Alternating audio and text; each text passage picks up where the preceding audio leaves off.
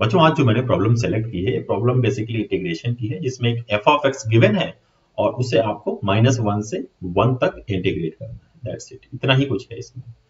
अब ऐसे प्रॉब्लम को डील करने के लिए आपको फंक्शन के बारे में पता होना चाहिए। बस अगर आपको फंक्शन के बारे में पता है तो इस क्वेश्चन में आपको कुछ भी कैलकुलेट करने की जरूरत नहीं पड़ेगी, बहुत आसानी से आप इस क्वेश्चन का आंसर दे सकते हैं। आइए देखते हैं कैसे। अब इस क्वेश्चन में अगर हम देखें तो जो एफ ऑफ एक्स गिवन है हमें बच्चा, वो बड़ा ही सिंपल सा एक फंक्शन गिवन है, x minus greatest integer function.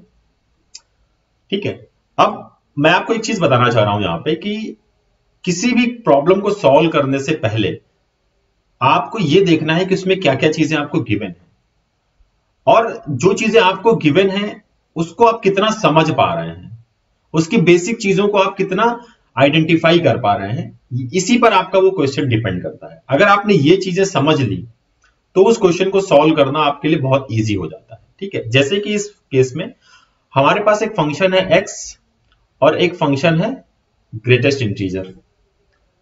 दोनों फंक्शन हमें पता है क्या है, इनकी प्रॉपर्टीज क्या है, ये किस तरीके से दिखता है। ठीक है, ये सारा कुछ हमें पता है। अब आते हैं सॉल्व करने। ठीक है ना, सॉल्व करते हैं। हमने क्या किया बच्चा, -1 to 1 F of x dx। F of x की जगह वैल्यू पुट कर दी, x minus greatest integer function dx। ठीक है, बहुत अच्छा। अब हम क्या करते हैं, ये x dx कर सकते हैं, इस -1 to 1 greatest integer function dx, ये कर सकते हैं। थोड़ा सा और आगे चलते हैं। अब एक बात बताइए मेरे को, ये एक ऑड फंक्शन है, हमें पता है ये कैसा फंक्शन है बच्चा, एक ऑड फंक्शन है, ये ऑड फंक्शन है, हमें पता है।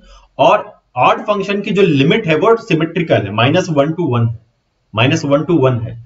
तो हमारे पास एक प्रॉपर्टी है कि जब कभी ऑड फंक्शन गिवन है इंटीग्रेशन साइन के अंदर, और जो लिमिट है x की या जो भी वेरिएबल है वो सिमेट्रिकल है, like -a to a -b to b, इस तरीके से है, तो हम डायरेक्टली उस इंटीग्रेशन को क्या कर सकते हैं बच्चा, जीरो कर सकते हैं। क्या कर सकते हैं, जीरो।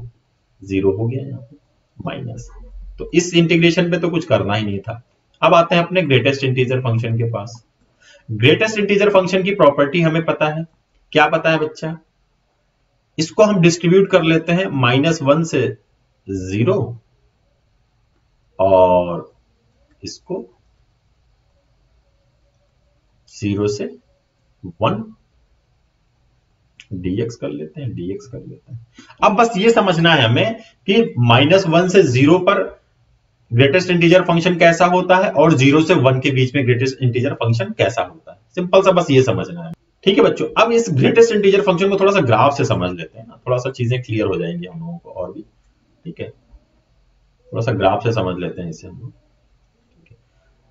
ये 0 है, ये 1 है, ये 2 है, ये -1 है, ये -2 है। ठीक है ना, ऐसा 0 से 1 के बीच में ये आपका ग्रेटेस्ट इंटीजर फंक्शन है।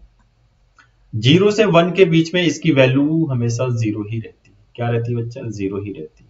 0 से 1 के बीच में 0, जैसे ही 1 आएगा ये यहां पे आ जाएगा। 1 से 2 के बीच में ये 1 रहे, 1 हो जाएगी। ठीक है ना, एंड सो ऑन, ऐसे ये आप इसके ग्राफ को ड्रॉ कर सकते हैं। ठीक है ना, इसकी वैल्यू -1 पे आ जाती है, -1 रहती है। ठीक है, -1 से 2 के बीच में ये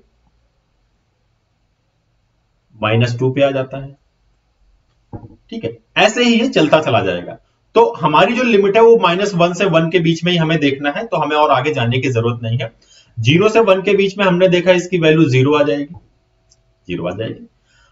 -1 से 0 के बीच में इस वाले रेंज में इसकी वैल्यू -1 है, तो -1 ले लिया हमने यहाँ पे। ठीक है, हो गया खेल। बस अब हमें यहीं से अपना आंसर मिल जाएगा। ठीक है ना, आंसर मिल जाएगा। इसे सॉल्व कर लेते हैं हम लोग।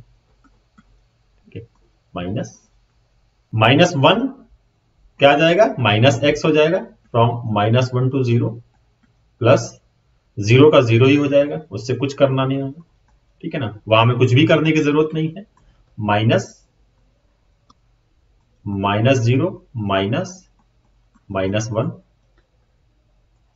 थोड़ा सा और सॉल्व करेंगे, -1 प्लस हो चुका होगा, इसे और सॉल्व करेंगे तो -1 इज द आंसर, -1 इसका आंसर हो गया। देखिए बड़ा ही सिंपल सा क्वेश्चन था, बट जो इसे बेसिक कॉन्सेप्ट यूज हो रहा था वो ऑड फंक्शन और दूसरा ग्रेटेस्ट इंटीजर फंक्शन, इन दोनों के कॉन्सेप्ट को हमने यहां यूज किया और बहुत आसानी से इस क्वेश्चन को सॉल्व कर लिया। ऐसे क्वेश्चंस फ्रीक्वेंटली आईआईटी जेईई वाले फ्रेम करते रहते हैं किसी न किसी फॉर्म में, कभी वो लॉग के साथ दे देते हैं, कभी इंटीग्रेशन के साथ दे देते हैं, कभी वो ट्रिग्नोमेट्री फंक्शन के साथ दे देते हैं, कभी ट्रिग्नोमेट्री फंक्शन को ये लोग ग्रेटेस्ट इंटीजर के फॉर्म में रिप्रेजेंट कर देते हैं, मल्टीपल टाइप्स के, बट जिनका बेसिक है ना बच्चा वो सेम है, वो सभी जगह सेम यूज होता है।